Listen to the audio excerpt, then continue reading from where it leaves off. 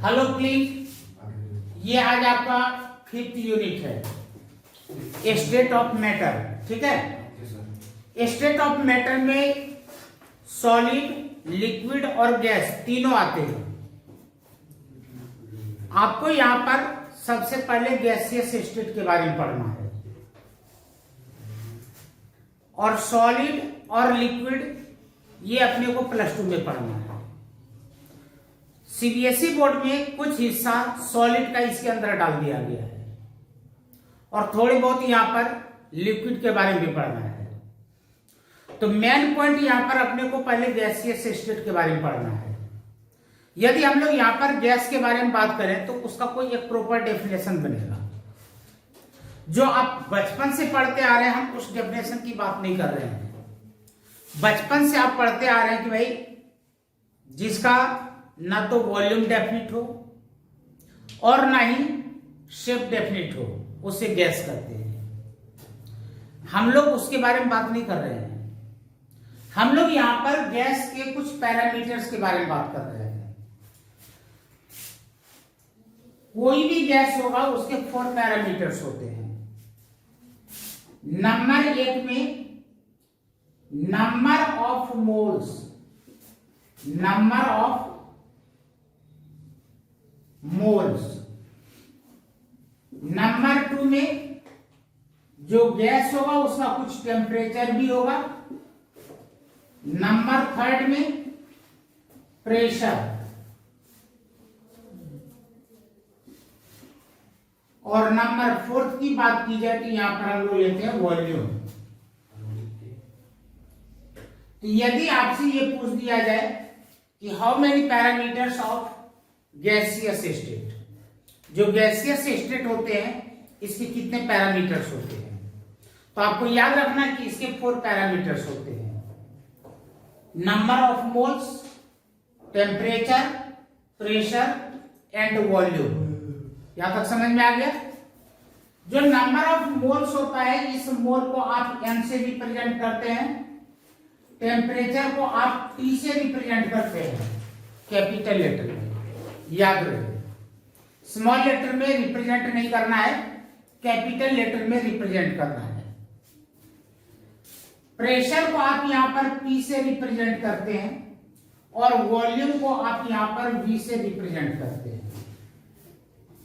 इसका मतलब ये हुआ कि ये सब के सब इसके मेजरेबल प्रॉपर्टीज है, यानी कि गैस का यह वह प्रॉपर्टी है जिसे कि आप मेजरमेंट कर सकते हैं, जिसे आप माप सकते हैं।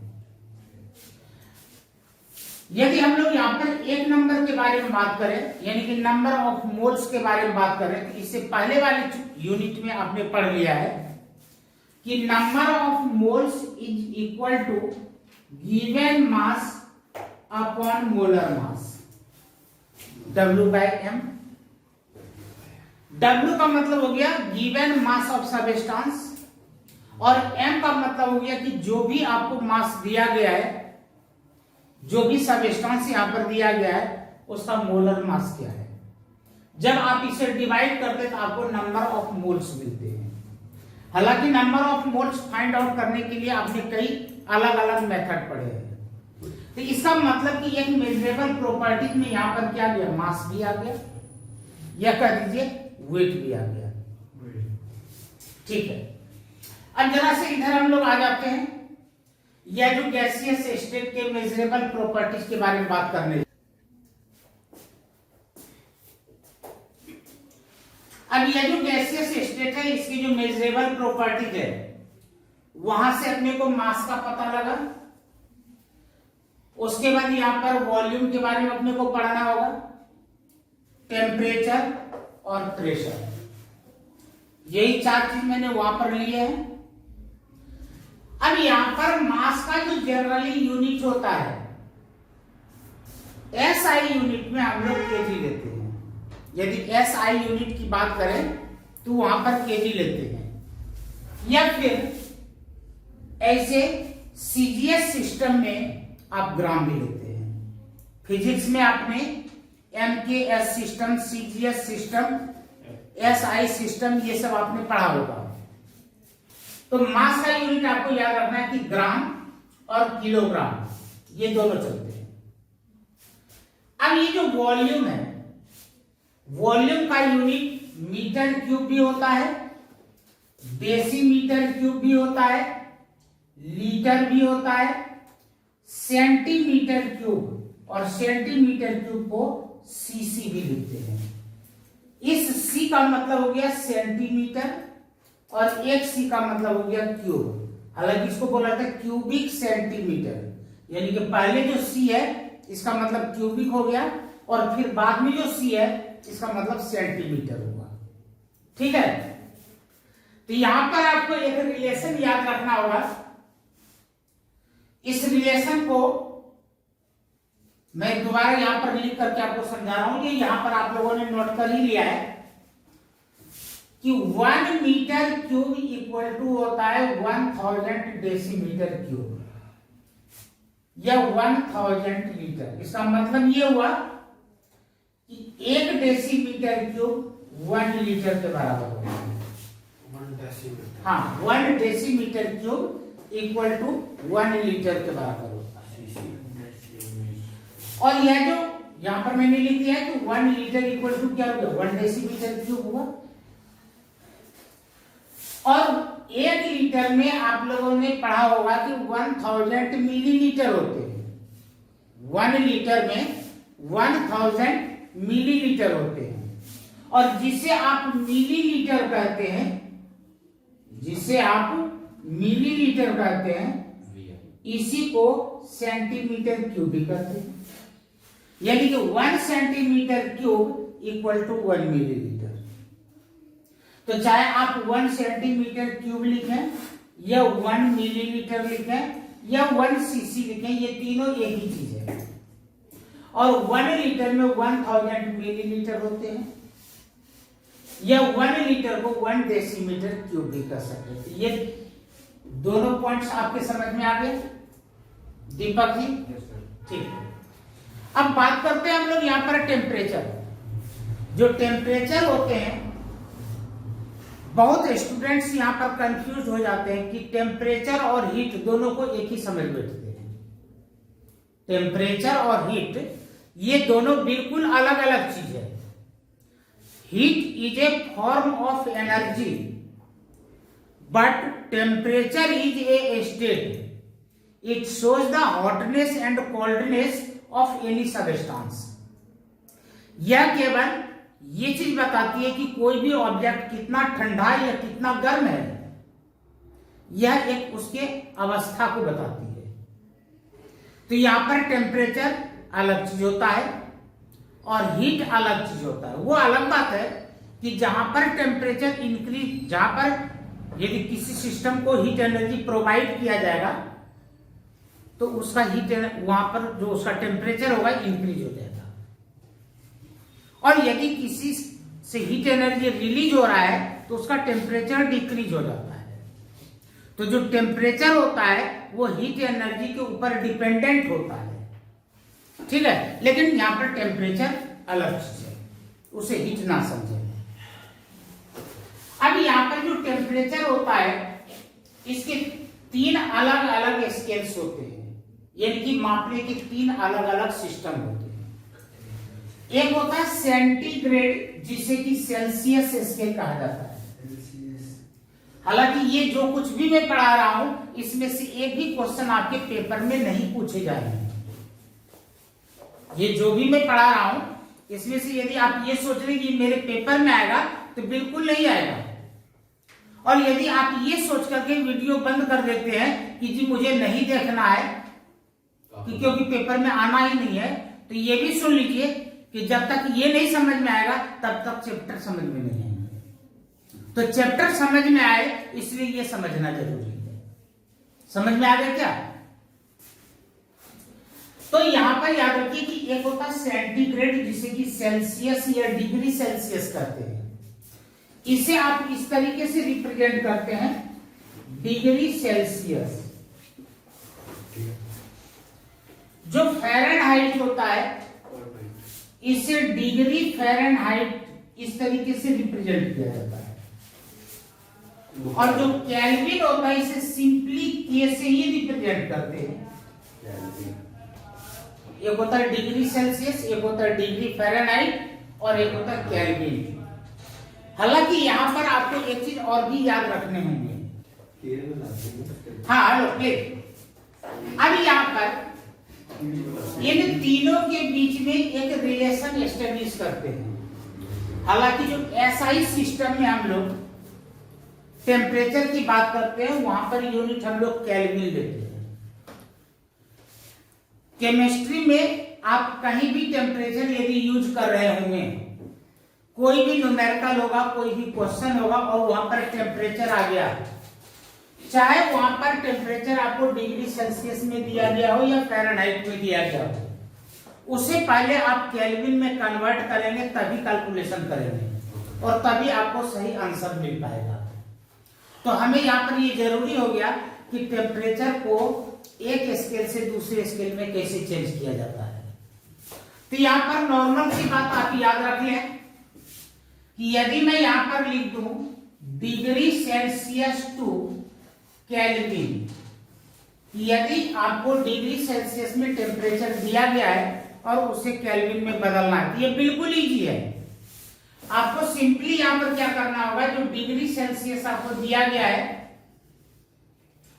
जो डिग्री सेल्सियस दिया गया है इसमें 273 ऐड कर देंगे। यह क्या बन जाएगा, केल्विन हो जाएगा क्या। अब मान लीजिए कि कहीं पर 20 डिग्री सेल्सियस दिया गया है और इसमें आपने 273 ऐड कर दिया 293, तो अब आपको यहाँ पर क्या मिलेगा 293। अब इसे केल्विन कहा जाएगा। समझ में आ गया कि जब भी आपको डिग्री सेल्सियस में दिया गया हो तो आप उसमें 273 ऐड करेंगे और आपको केल्विन में मिल जाएगा। और यदि इनकेस कहीं पर आपको केल्विन को डिग्री सेल्सियस में चेंज करना है तो इसमें से 273 को माइनस कर दीजिए तो वो डिग्री सेल्सियस में चेंज हो जाता है। एक होता है यहां पर degree Celsius two degree Fahrenheit. कभी कभी डिग्री सेल्सियस को डिग्री फ़ारेनहाइट में चेंज करने के लिए कर दिया जाता है। तो यहां पर इसके लिए आप याद रख लें। अब नंबर 2, यहां पर हम लोग डिग्री सेल्सियस को फ़ारेनहाइट में बदलने जा रहे हैं। तो आपको यहां पर क्या करना है, 9/5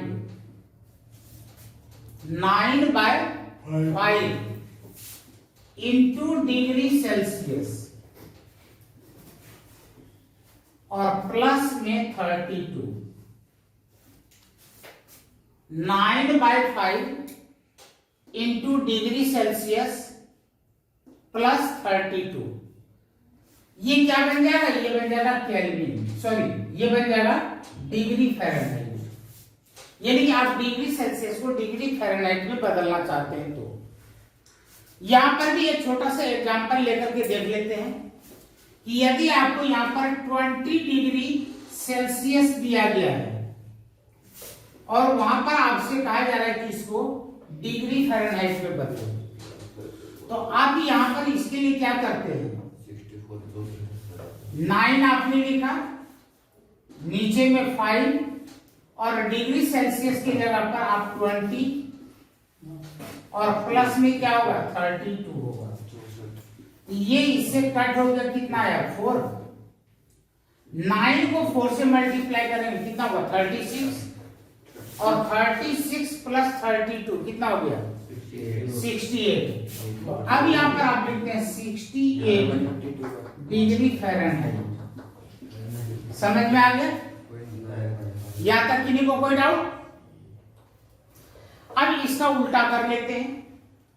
उल्टा क्या करेंगे कि यदि कहीं पर फ़ारेनहाइट को डिग्री सेल्सियस में चेंज करना हो तो चलिए हम लोग इधर आते हैं। अब यहां पर हम लोग क्या करेंगे कि जो डिग्री फ़ारेनहाइट है उसको डिग्री सेल्सियस में बदलना।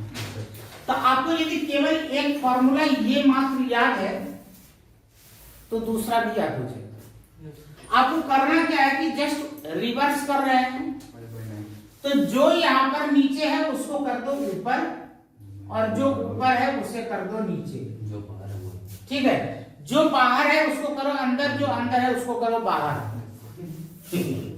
कहीं पर ब्रैकेट पहले तो वहां पर ब्रैकेट कर दो बाद में। तो यहां पर ब्रैकेट पहले था तो हमने अब बाद में ब्रैकेट करना शुरू कर दिया। जहां पर प्लस है वहां पर कर दो माइनस। तो यहां पर f माइनस 32, यानी कि डिग्री फ़ारेनहाइट में से 32 को आपने माइनस कर दिया। तो ये जो आपको रिजल्ट मिलेगा वो डिग्री सेल्सियस में मिलेगा। जरा चेक करते हैं कि जो अभी हम लोगों ने 20 डिग्री सेल्सियस को 68 डिग्री फ़ारेनहाइट में चेंज किया था, यदि ये फॉर्मूला अपना सही होगा तो यह 68 डिग्री फ़ारेनहाइट 20 डिग्री में कन्वर्ट हो जानी चाहिए। तो यहां पर आपने लिखा 5/9 और यहां पर 68 माइनस का 32। तो यहां पर देख लीजिए कि 5/9 इंटू यहां पर क्या मिला 36 मिला क्या, और यदि 36 मिला तो 9 को 36 से कट किया जा सकता है 4, और 5 इंटू 4 कितना हुआ 20 डिग्री सेल्सियस। नहीं, ये माइनस में नहीं है। तो यहां पर आपने फ़ारेनहाइट को, सेल्सियस को और केल्विन को एक दूसरे में डायरेक्ट चेंज करने के लिए सीखा, लेकिन मैंने एक चीज नहीं बताया है। बताइए क्या मैंने नहीं बताया है आपने सर? हाँ जी, फ़ारेनहाइट को डायरेक्ट केल्विन में नहीं बदल सकते। फ़ारेनहाइट को डायरेक्ट आप केल्विन में नहीं बदल सकते। यदि फ़ारेनहाइट को आपको केल्विन में बदलना है तो डिग्री सेल्सियस से होकर के गुजरना पड़ेगा। समझ में आ गया? तो हम लोग यहां पर ये बात कर रहे थे कि जो कोई गैस होता है उसके 4 पैरामीटर्स होते हैं, number of moles, temperature, pressure and volume. तो हम लोगों ने यहां पर नंबर ऑफ मोल्स के यूनिट, टेम्परेचर और वॉल्यूम के पढ़ लिए। अब हम लोग यहां पर पढ़ेंगे प्रेशर के यूनिट। यहां पर जो प्रेशर की बात आती है तो हालांकि ये सब के सब मेजरेबल प्रॉपर्टीज हैं, यानी कि इन सबों को मापा जा सकता है, और जिसे मापा जा सकता है तो मापने के लिए किसी न किसी इंस्ट्रूमेंट की जरूरत होगी। तो यहां पर प्रेशर को मापने के लिए याद रखिए, एक तो यूज होता है बैरोमीटर और दूसरा यूज होता है मैनोमीटर। किसी भी प्रेशर को मापने के लिए हम दो तरह के इंस्ट्रूमेंट का यूज करते हैं, एक होता है बैरोमीटर और एक होता है मैनोमीटर। लेकिन 99% लोगों को ये नहीं पता होता है कि बैरोमीटर का यूज कहां पर करना है और मैनोमीटर का यूज कहां पर करना है। जो बैरोमीटर होता है, जब एटमॉस्फेरिक प्रेशर को हमें मापना हो कि भाई एटमॉस्फेयर का क्या प्रेशर है, उसके प्रेशर का यदि मेजरमेंट करना है तो उसके लिए हम लोग यूज करते हैं बैरोमीटर। ठीक है? और अदरवाइज किसी सिलेंडर के अंदर, किसी ट्यूब के अंदर या किसी कंटेनर के अंदर यदि कोई गैस है तो वहां पर उसके प्रेशर को मापने के लिए हम यूज करते हैं मैनोमीटर। एक हो गया बैरोमीटर, एक हो गया मैनोमीटर। अब ये जो मैनोमीटर होते हैं ये भी दो तरह से होते हैं, एक होता है ओपन एंड मैनोमीटर और एक होता है क्लोज्ड एंड मैनोमीटर। अब इसका कहां पर यूज होगा? देखो, इसके नाम से पता लग रहा है कि ओपन का मतलब खुला हुआ है और क्लोज का मतलब बंद। तो जो ओपन है उसका तो हम कहीं भी यूज कर सकते हैं, लेकिन क्लोज्ड का यूज हर जगह हम नहीं कर सकते हैं। इस क्लोज्ड मैनोमीटर का यूज केवल वहां पर किया जाता है जहां पर कि बहुत कम प्रेशर मापना हो, नॉट मोर देन 1 mmHg, यानी कि जहां पर 1 mmHg से भी कम प्रेशर है वहां पर हम यूज करते हैं क्लोज्ड एंड मैनोमीटर। और जहां पर 1 mmHg से ज्यादा प्रेशर हो, अब ज्यादा तो कुछ भी हो सकता है, तो वहां पर आप यूज करते हैं ओपन एंड मैनोमीटर। तो ये समझ में आ गया। अब बात करते हैं इसके यूनिट्स के बारे में, प्रेशर के यूनिट्स के बारे में। देखिए प्रेशर के कई यूनिट्स होते हैं। नॉर्मली आज की डेट में जो चलता है वह चलता है एटीएम।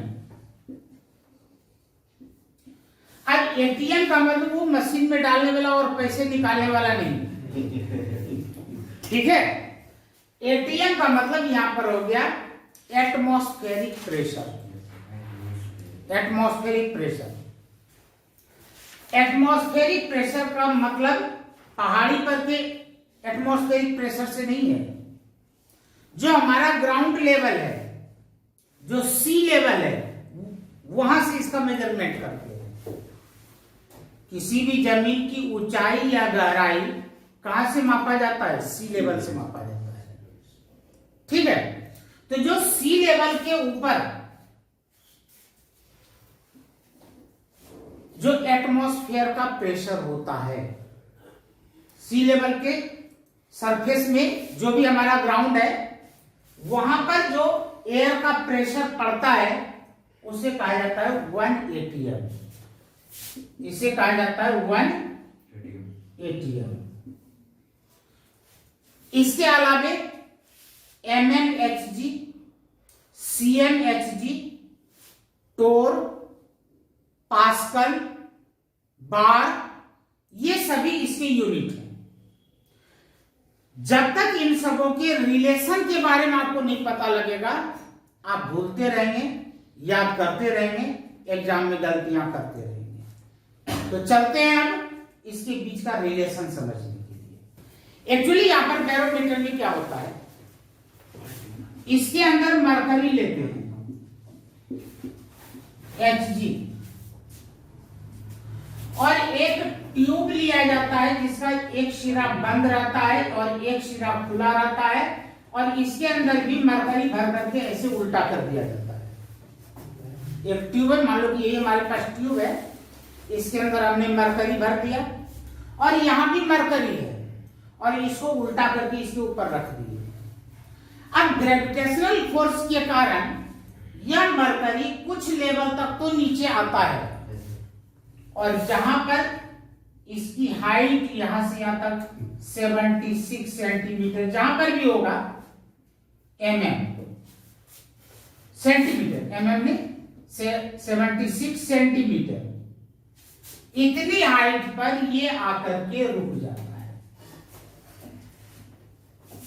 आखिर ये पूरा नीचे क्यों नहीं गिरा, ये बीच में क्यों अटक गया? एक्चुअली हुआ क्या कि यहां पर मरकरी है, यहां भी मरकरी है, यहां पर एयर का प्रेशर पड़ रहा है, ये प्रेशर इधर जा रहा है, और यह मरकरी अपने ग्रेविटेशनल फोर्स की वजह से नीचे आ रहा है। जहां पर ये दोनों बैलेंस हो गया वहां पर आकर के रुक गया। जहां पर ये दोनों बैलेंस हो गया वहां पर आकर के रुक गया। तो इस प्रेशर का नाम दिया गया 76 सेंटीमीटर। और मैथमेटिक्स में सर बैठे हुए हैं, इनको पता है कि यदि सेंटीमीटर को mmHg मिलीमीटर में बदलेंगे, यदि सेंटीमीटर को मिलीमीटर में बदलने के लिए कहा जाए तो क्या करेंगे, इसको 10 से मल्टीप्लाई करेंगे क्या, तो क्या हो जाएगा 760 होगा क्या, यह हो गया mm। तो फिर प्रश्न उठता है कि Hg क्यों लिया गया, क्योंकि हमने यहाँ पर मरकरी लिया है, रेफरेंस वैल्यू हमारा मरकरी लिया है, तो इसलिए हमने यहाँ पर Hg लिखा। तो चाहे आप 76 सेंटीमीटर Hg लिखें या 760 Hg लिखें, दोनों एक ही चीज है। और यह एटमॉस्फेरिक प्रेशर है, और एटमॉस्फेरिक प्रेशर को 1 atm कहा जाता है क्या। तो देखो 1 atm किसके बराबर हुआ, 76 सेंटीमीटर Hg के बराबर। 1 atm किसके बराबर हुआ, 760 Hg के बराबर। अब इसके अलावे एक होता है पास्कल, एक होता है बार, और एक होता है टोर। हालांकि टोर बहुत पहले यूज होता था, अब नहीं होता है, ठीक है। तो टोर भी इतना ही होता है, 760 टोर। यानी कि आपको याद रखना है कि 1 ATM किसके बराबर होगा, 76 CMHG के बराबर, 760 mmHg के बराबर, 760 टोर के बराबर। और एक होता है बार। Hello click. तो यहां पर आप लोग प्रेशर के बारे में, ये मैं आप लोगों को प्रेशर के बारे में बता रहा था। तो जरा से यहाँ पर प्रेशर को अच्छे तरीके से समझने के लिए कुछ इन फार्मूलों की ओर देख लें, जो आपने फिजिक्स में पढ़ा होगा 9th में या 10th में या किसी क्लास में। एक्चुअली फोर्स इक्वल टू क्या होता है, मास इनटू एक्सीलरेशन। मास समझ में आ रहा है, एक्सीलरेशन भी समझ में आ रहा है, ना आए तो मुझे बता देना। जो एक्सीलरेशन होता है इसको हम दो पार्ट में डिवाइड करते हैं। एक होता है सिंपली एक्सीलरेशन, जो कि पॉजिटिव भी होते हैं और निगेटिव भी होते हैं। जो निगेटिव होते हैं उसे रिटार्डेशन कहा जाता है, और जो पॉजिटिव होते हैं उसे सिंपली एक्सीलरेशन ही कहते हैं। चाहे एक्सीलरेशन हो या रिटार्डेशन हो, दोनों को हम ए से ही रिप्रेजेंट करते हैं। लेकिन यदि रिटार्डेशन है तो माइनस में, और यदि एक्सीलरेशन है तो प्लस में रिप्रेजेंट करते हैं। अब इस मार्कर को मैंने यहां पर छोड़ दिया और ये नीचे आ गया, तो एक्सीलरेशन यहां भी लग रहा है, लेकिन due to gravitation, up to down, इसलिए इसे कहा जाता है एक्सीलरेशन ड्यू टू ग्रेविटी। और जिसे आप एक्सीलरेशन को ए से रिप्रेजेंट कर रहे थे, तो एक्सीलरेशन ड्यू टू ग्रेविटी को आप जी से रिप्रेजेंट करेंगे। यदि मान लीजिए कि मैंने इसको यहां से ऐसे यू फेंक दिया और इसके वेलोसिटी में जो चेंजिंग हुआ, इसका जो रेट हुआ, the rate of change in velocity, यह एक्सीलरेशन कहलाया। लेकिन यदि आपने इसको ऐसे छोड़ दिया और नीचे की ओर आना शुरू हो गया, या नीचे से ऊपर मैंने फेंक दिया तो नीचे से ऊपर की ओर जाना शुरू हुआ, तो खास करके जब ये ऊपर से नीचे की ओर आ रहा होता है तो इसके भी वेलोसिटी में चेंजिंग आ रहा है, यह भी एक्सीलरेशन है। लेकिन इसे कौन सा एक्सीलरेशन कहते हैं, एक्सीलरेशन ड्यू टू ग्रेविटी। तो यदि ग्रेविटी के कारण एक्सीलरेशन होता है तो उसे जी से रिप्रेजेंट करते हैं, और यदि हॉरिजॉन्टल वे में एक्सीलरेशन होता है इसे हम ए से रिप्रेजेंट करते हैं। तो मास को मैंने कहा था कि m से रिप्रेजेंट आपने किया और एक्सीलरेशन को आपने a से रिप्रेजेंट किया। तो F इक्वल टू आप क्या लिख सकते हैं, ma लिख सकते हैं क्या। F इक्वल टू यहां पर क्या हो जाएगा, ma। चलिए मैं यहां पर इसको हटा करके मास की जगह पर मैंने लिख दिया यहां पर m, और एक्सीलरेशन की जगह पर मैंने लिख दिया e। ठीक है। अब यहां पर एक चीज और देखिए, यदि यही फोर्स ग्रेविटी की ओर लग रहा हो, यदि यही फोर्स अपना ग्रेविटी की ओर लग रहा हो, तब वहां पर फॉर्मूला क्या हो जाएगा, mg हो जाएगा क्या। Yes sir. यदि ग्रेविटी की ओर फोर्स लग रहा है तो फॉर्मूला mg, हॉरिजॉन्टल वे में यदि लग रहा है तो FMA। अब मान लीजिए आप किसी चीज के ऊपर धक्का मार रहे हैं तो वहां पर तो एक्सीलरेशन के कारण फोर्स तो नहीं लग रहा है ना, तो वहां पर तो आपकी वजह से हो रहा है, तो यहां पर फॉर्मूला होगा फोर्स के लिए MA। और यदि ग्रेविटी के कारण कुछ हो रहा है, यहां पर फोर्स लग रहा है, तो वहां पर फॉर्मूला क्या हो जाएगा, mg। कंसेप्ट दोनों जगह सेम है, यहां भी मास इंटू एक्सीलरेशन है और यहां भी मास इंटू एक्सीलरेशन है। क्योंकि यह ग्रेविटी वाला एक्सीलरेशन है इसलिए आपने g लगाया, यहाँ पर ग्रेविटी वाला एक्सीलरेशन नहीं है इसलिए आपने a लगाया है। कंसेप्ट दोनों का सेम है, समझ में आ गया। अब चलो यदि हम लोग यहाँ पर प्रेशर के बारे में बात करें तो आप लोगों ने पढ़ा है कि प्रेशर का जो फॉर्मूला बनता है यहाँ पर, वो बनता है फोर्स अपॉन एरिया। भाई कितने एरिया पर कितना फोर्स लग रहा है, यदि मान लीजिए कि सरफेस एरिया कम है, फोर्स ज्यादा लग रहा है, तो प्रेशर ज्यादा होगा। और यदि सरफेस एरिया ज्यादा है और फोर्स अभी उतना ही लग रहा था, तो प्रेशर कम होगा। अब एक सुई को उंगली के ऊपर चुभा दो, तो कुछ ना कुछ तो यहां पर फोर्स लग ही रहा है। तो यहां पर जितना फोर्स अप्लाई कर रहे हैं, उतना ही फोर्स अब इस मार्कर को इसके ऊपर लगा, तो यहां पर कुछ पता ही नहीं लगेगा। और सुई लगने पर तो स्वाद आएंगे, ठीक है ना। तो यहां पर फोर्स के लिए आप या तो एम ए लिख सकते हैं या तो एम जी लिख सकते हैं। किस सेंस में आप प्रेशर की बात कर रहे हैं, चलो मैं इस सेंस में बात कर लेता हूं। तो हमने यहां पर लिख दिया एम जी, और एरिया के लिए आप यहां पर ए लिख सकते हैं क्या।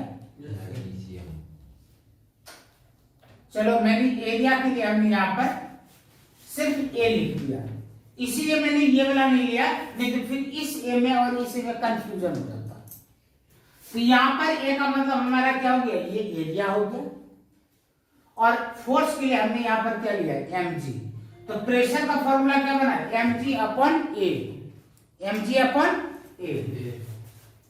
भाई यहां पर जो एम है, तो एम क्या है, मास है, और मास इक्वल टू होता है volume of mercury into density. Mass equal to क्या होता है, volume of mercury into density. Actually यहां पर मरकरी कॉलम होता है, मैंने शॉर्ट में यहां पर लिखा है, बुक में देख लेना। अब वॉल्यूम का फॉर्मूला क्या होता है, L into B into H होता है क्या। Yes sir. यदि वॉल्यूम का फॉर्मूला देखें तो length into breadth into height होता है, हिंदी में लंबाई गुना चौड़ाई गुना ऊंचाई। तो यदि आप एरिया की बात करें तो ये क्या होता है, एल इंटू बी होता है। और यदि वॉल्यूम की बात करें तो यहां पर L into B into H होता है क्या। तो जरा देखो, एल इंटू बी के जगह पर आप यहां पर ए लिख सकते हैं क्या, एल इंटू बी के जगह पर यह ए लिख सकते हैं, और इंटू एच हो गया। यानी कि जहां पर वॉल्यूम हमें लिखना है वहां पर एरिया इंटू हाइट लिखा जा सकता है, दीपक विदाउट वही। और ये हमारा डेंसिटी है। अब यहां पर देखो,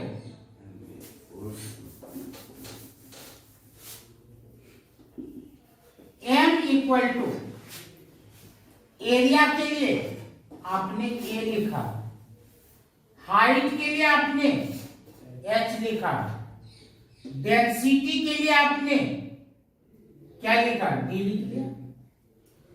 m into A into M equal to A H D. अब यदि हम प्रेशर की बात कर ले, अब देखो यहां पर m की जगह पर आप ये सारी बातों को लिख सकते हैं क्या। Yes sir.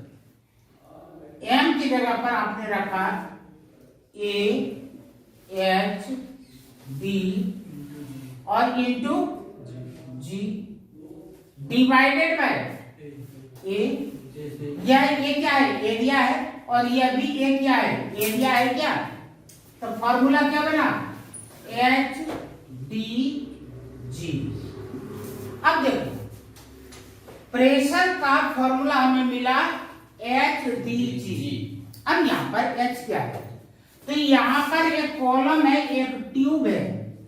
अब समझो, एच का मतलब एक कॉलम है, मरकरी कॉलम है, एक ट्यूब है जिसके अंदर की मरकरी रखा हुआ है, तो उसको मरकरी कॉलम कहते हैं। तो यहां पर जो मैंने लिखा था ये था वॉल्यूम ऑफ मरकरी कॉलम। यहां पर जो मैंने ये लिखा था ये क्या है, हकीकत में वॉल्यूम ऑफ मरकरी कॉलम, इस मरकरी कॉलम का वॉल्यूम। तो यहां पर इसकी कितनी ऊंचाई है भाई, तो वो हो गया एच। डेंसिटी किसका होगा, मरकरी का डेंसिटी होगा। डेंसिटी किसका होगा, मरकरी का। समझ में आ रहा है ना। और जी क्या है, तो ग्रेविटेशनल ड्यू टू ये एक्सीलरेशन ड्यू टू ग्रेविटी। तो जब भी आपको प्रेशर निकालने के लिए कह दिया जाए और वहां पर एच दिया गया हो, डी दिया गया हो जी और जी तो अपने से लगा लेंगे, ठीक है। और यहां पर आप एक नोट कर लो, नोट कर लीजिए अपने कॉपी में, density of mercury, density of mercury 13.6 into